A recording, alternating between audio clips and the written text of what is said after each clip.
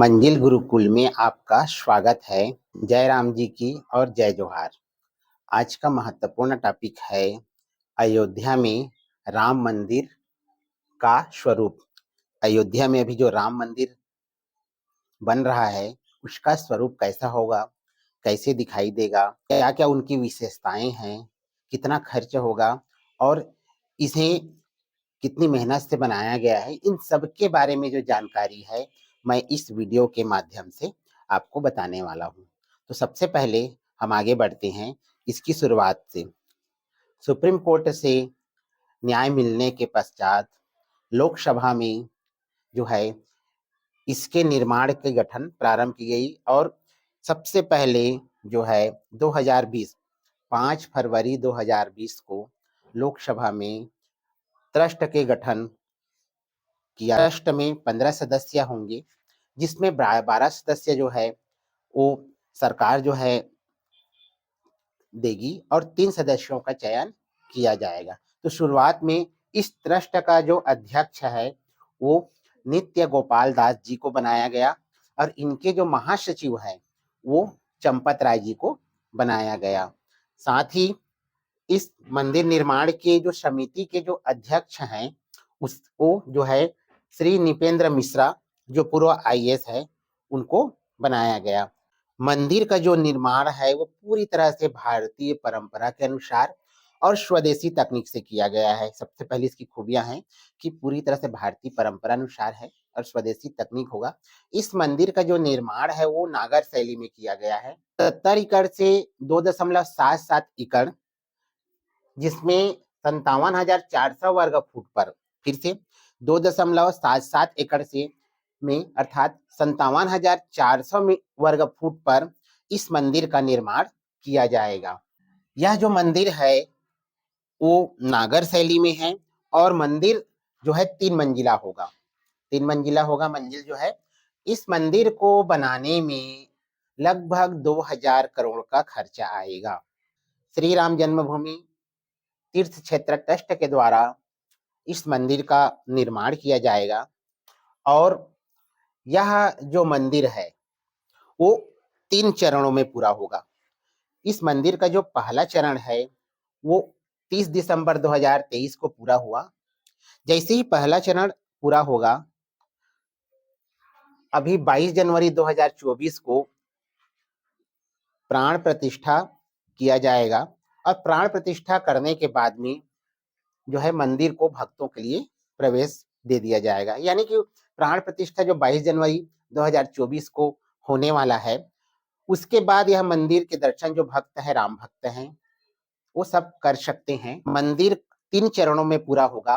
पहला चरण 30 दिसंबर 2023 तक, दूसरा चरण 30 दिसंबर 2024 तक और तीसरा चरण जो है 30 दिसंबर 2025 तक। अर्थात मंदिर के निर्माण को पूर्ण करने के लिए दिसंबर 2025 तक का समय रखा गया है। मंदिर की जो लंबाई है वो 380 फीट होगी, चौड़ाई जो है 250 फीट के लगभग और ऊंचाई जो है 161 फीट होगी पूरी तरह से। इस मंदिर की जो फ्लोर है वो उसकी जो ऊंचाई है वो 20 फीट की होगी। साथ ही साथ इस मंदिर में 5 मंडप होगा। ठीक से ध्यान रखिएगा, 5 मंडप होगा। 5 मंडप कौन कौन से होंगे? पहला है आपका नृत्य मंडप, दूसरा है रंग मंडप, तीसरा है सभा मंडप, चौथा है प्रार्थना मंडप और पांचवा है कीर्तन मंडप। इस मंदिर में 5 मंडप होंगे। मंदिर का जो सबसे महत्वपूर्ण भाग है वो है गर्भगृह। तो मंदिर के गर्भगृह में प्रभु राम के बाल स्वरूप की प्रतिमा स्थापित की जाएगी। जो सबसे महत्वपूर्ण भाग है गर्भगृह, वहां प्रभु राम के बाल स्वरूप की स्थापना की जाएगी और उसके प्रथम तल पर राम दरबार होगा। उसके प्रथम तल पर राम दरबार होगा। जब हमको मंदिर में प्रवेश करना रहेगा, पूर्व दिशा की ओर से 32 सीढ़ियां चढ़कर हम जो प्रवेश करेंगे वो सिंह द्वार के माध्यम से ही उस पर प्रवेश करेंगे। साथ ही साथ मंदिर के समीप में जो है पौराणिक काल का सीता स्तूप बनेगा और इसकी सबसे बड़ी बात है कि मंदिर के जो दीवार रहेंगे उस पर देवी देवताओं और नित्यांगनाओं यानी कि देवांगनाओं का चित्र जो है उकेरी जाएगी। साथ ही साथ मंदिर के जो परिसर है, मंदिर के जो परिसर है उसमें अन्य छोटे छोटे हमारे मंदिरों का प्रस्ताव है, जिसमें जो है महर्षि वाल्मीकि का मंदिर, महर्षि वशिष्ठ का मंदिर, विश्वामित्र का मंदिर, अगस्त्य ऋषि का मंदिर, साथ ही साथ निषाद राज का मंदिर, माता शबरी की मंदिर और देवी अहिल्या का मंदिर का प्रस्ताव है। जो 70 एकड़ का क्षेत्र है उसमें 70% भाग जो है पूरी तरह से हरा भरा रहेगा और मंदिर जो है पूरी तरह से कह सकते हैं कि इको फ्रेंडली रहेगा। मंदिर के परिसर में ही 25,000 भक्तों के बैठने का या फिर कह सकते हैं दार्शनिक केंद्र रहेगा। तो मंदिर को एक भव्य रूप में बनाया जा रहा है जो देखने लायक है। मैं कहूँगा हर व्यक्ति जो है इस मंदिर में भगवान राम के दर्शन करने जाए, भगवान राम के राम लला के दर्शन करने जाए। मंदिर परिसर को जिस भव्यता से बनाया गया है ये दुनिया में एक विशाल कायम होगा। आगे हम बढ़ते हैं कि इस मंदिर का जो प्राण प्रतिष्ठा है अभी 22 जनवरी 2024 को होगा, जिसमें मुख्य अतिथि के रूप में हमारे आदरणीय प्रधानमंत्री श्री नरेंद्र मोदी जी भी रहेंगे। साथ ही साथ पूरे प्रदेश, पूरे देश और विदेशों से भी इस प्राण प्रतिष्ठा के जो कार्यक्रम है उसमें आमंत्रित किया गया है। तो एक भव्य कार्यक्रम होगा। साथ ही साथ हम जानते हैं कि ये जो मंदिर है, इस जो मंदिर की क्या क्या विशेषताएं हैं। सबसे पहले मंदिर के 2000 फीट के नीचे में कैप्सूल लगाया गया है। इस कैप्सूल को क्या बोलते हैं? इस कैप्सूल को बोलते हैं टाइम कैप्सूल। 2000 फीट के नीचे लगाने के पीछे उद्देश्य क्या है? पहली बात तो इस कैप्सूल में क्या क्या जानकारी है। तो इस कैप्सूल में मंदिर से संबंधित पूरी जानकारियां हैं, मंदिर के इतिहास और श्री राम जन्म से संबंधित जो पूरी जानकारियां हैं उस कैप्सूल में रख के मंदिर के नीचे उसको रखा गया है। इसको रखने के पीछे रीजन क्या है?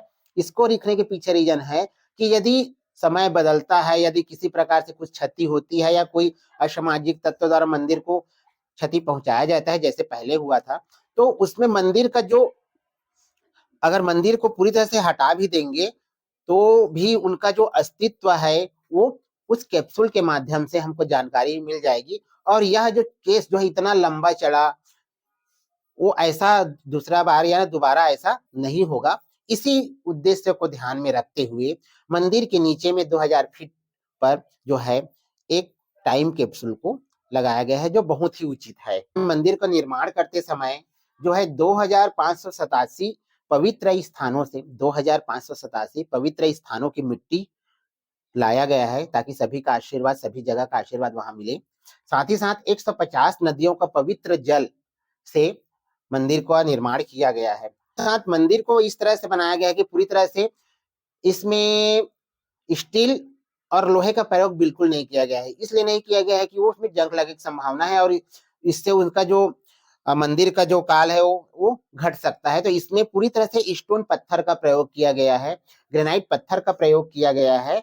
लगभग स्टार्टिंग में प्रत्येक जो पत्थर है लगभग 17,000 पत्थर उसमें लगे हुए हैं और प्रत्येक पत्थर जो है 2-2 टन का है। तो पत्थरों का प्रयोग करने के पीछे रीजन है कि एक तो नीचे से सिप भी नहीं आएगा, ठीक है, मजबूत भी रहेगा, न्यूनतम 1000 तक तो बिल्कुल सुरक्षित रहेगा और आगे भी सुरक्षित रहेगा। साथ ही साथ जो भूकंप है, मान लो अगर कोई बड़ा भूकंप आता है तो लगभग 6.5 रिएक्टर की भूकंप अगर आता है उस एरिया में तो भी मंदिर को किसी भी प्रकार से कोई नुकसान नहीं होगा। मंदिर में राम मंदिर के दिन सूर्य किरण से भगवान राम का अभिषेक होगा और इसमें दोपहर के वक्त अब जो सूर्य की किरण है उसको मंदिर के अंदर तक लाने के लिए मिरर और लेंस की सहायता से उस सूर्य की किरण को रिफ्लेक्ट कराकर जो है सीधे भगवान के ललाट पर आने या लाने की योजना है। तो कह सकते हैं कि यह जो मंदिर जो है पूर्णतः भव्यता है, बहुत ही बेहतरीन ढंग से बनाया गया है और पूरे देश के द्वारा सहयोग प्रदान किया गया है। क्योंकि इसमें मंदिर का जो निर्माण टेस्ट है उन्होंने पूरे देश से अपील किया था कि आप मंदिर के लिए सहयोग करें और यह हमारी आस्था का प्रतीक है। इस मंदिर में बहुत सी विशेषताएं हैं जिनमें से प्रमुख विशेषताओं को मैंने यहाँ पर रखा है। तो प्रभु राम जो है उनके चरित्र, वो जिस रास्ते पर चले थे उन सबका हमको अनुसरण करना चाहिए। मर्यादा पुरुषोत्तम है, उन्होंने सभी वर्गों को लेकर चला, चाहे वो सबरी माता हो, चाहे निषाद राज हो। तो हमें केवल नाम नहीं लेना है, बल्कि वो जिस रास्ते पर चले, किस तरह से उन्होंने सभी लोगों को साथ लेंगे, यहाँ तक कि वो तो जीव जंतु, वानर और निषाद राज, उनका उद्देश्य क्या था कि हम सबको साथ लेकर चलेंगे। कभी उन्होंने अपने बीच में छोटा बड़ा या फिर डिस्टेंस उन्होंने मेंटेन नहीं किया। उनका उद्देश्य था कि हम सबको साथ लेकर चलेंगे। प्रभु राम से हमको यही सीखना चाहिए कि हमको सबको साथ लेकर चलना है और देश की प्रगति में आगे बढ़ना है। तो यह वीडियो कैसा लगा दोस्तों, राम मंदिर निर्माण का, इसमें आप जरूर बताइएगा। कैसा लगा दोस्तों इस वीडियो को, जरूर देखिएगा, इन्हें अधिक से अधिक लोगों तक शेयर करिएगा। अगर अभी वर्तमान में आप अयोध्या नहीं जा पा रहे हैं तो उस मंदिर की खूबियों को इस वीडियो के माध्यम से आप जरूर देख सकते हैं, और जब भी मौका मिले तो बिल्कुल जाइए, क्योंकि एक बहुत ही भव्य मंदिर बन रहा है वहां पर अयोध्या में। धन्यवाद दोस्तों। मेरे मंजिल गुरुकुल यूट्यूब चैनल को सब्सक्राइब करें और शेयर करें।